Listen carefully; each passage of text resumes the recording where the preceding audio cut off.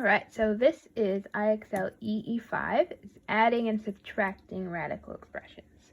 Right? So when there's two radicals with an add or subtract in the middle. Right? So all of these are adding and subtracting problems. So what we're going to do is, when we're doing adding and subtracting, you're kind of thinking of the radical part like a variable. So this problem is really similar to this problem. You kind of do it the same way, right? So what we need to remember is, like, in front of this x, there's that understood 1. Same thing as in front of this. Technically, there's a 1 in front of that radical. What we want to do is do 1 plus 10, right? 1 plus 10 is 11. And then just put the square root of 5 on the back, right? You're just adding and subtracting the numbers in front of the radicals, right?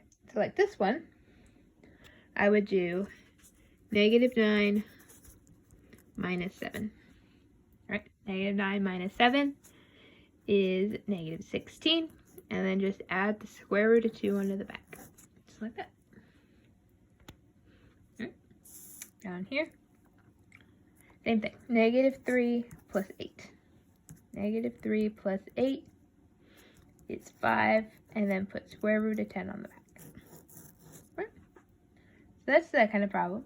Some other ones you'll see are ones like this. So this one, the problem here is these are not the same, right? These ones, they all had the same square root. When they're not the same, that's because they're not simplified yet. So just like we did in the IXLs previous, first thing we have to do is our factor trees, right? So 14 is 2 times 7.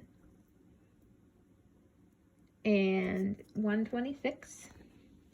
Right, just a reminder, if it's a big number, you don't know what it is, you can always use a calculator.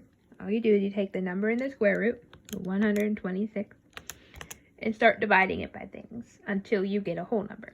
Like if I tried 3, 42. So that means 3 times 42 is one of my numbers here. 3 and 42. You can try it again with 42 if you need to. By 2 is 21.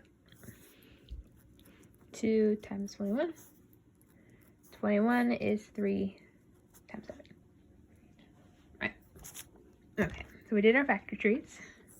So for this one I have 9 on the outside and then 2 times 7. And this one there's already that 2. And then my list is 3, 3, 2, 7. I like to make sure when I list them that I group the numbers together. It makes the second part easier. So we're looking for pairs. This one, there's no pairs. This one, I do have a pair of 3s. I'm gonna circle that. Okay, so this one had no pairs, so nothing changes. So I'm gonna put that back to 14. This one, I'm gonna bring that 3 to the outside. 2 times 3 is 6. And then the leftovers, 2 times 7 is 14. Now we have the same square roots. 9 plus 6 is 15, and then square root of 14 on the back. So there's that. Let's do a couple more in the back here. So we've got some more where they're not matching. So 54 and 24 we need to do square roots for. 54 is 2 times 27. Which is 3 times 9, which is 3 times 3. 24 is 2 and 12, 2 and 6, which is 2 and 3. Okay, 2, 3, 3, 3, 7, 2, 2, 2, 3. Okay, I'm going to look for pairs. Pairs.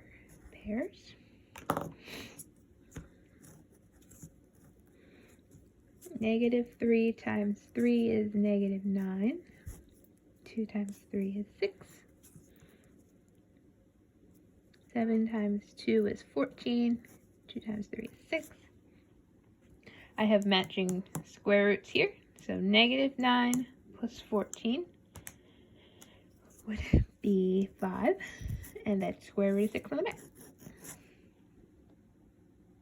there's that one. And one more, just to make sure we got this. So they're not the same number, so I need to do some factor trees. 27 is 3 times 9, which is 3 times 3. 3 doesn't go anywhere, so I'm not even going to do that one because there's nothing it can break into. Right. So for this one, bring down that front 3. Got 3 3s in here. This one I'm just leaving the same. Right. Pairs of 3s. 3 times 3 is 9. And then 1 left over 3. Bring down my 5 root 3. 9 plus 5 is 14. Bring your square root of 3 down. So there you go. Alright, I hope that helped. Make sure I'll post a picture of the notes on as well so you can look at them. If you need help, make sure you send me a text chat on Google Hangout. I'll try to help you on there.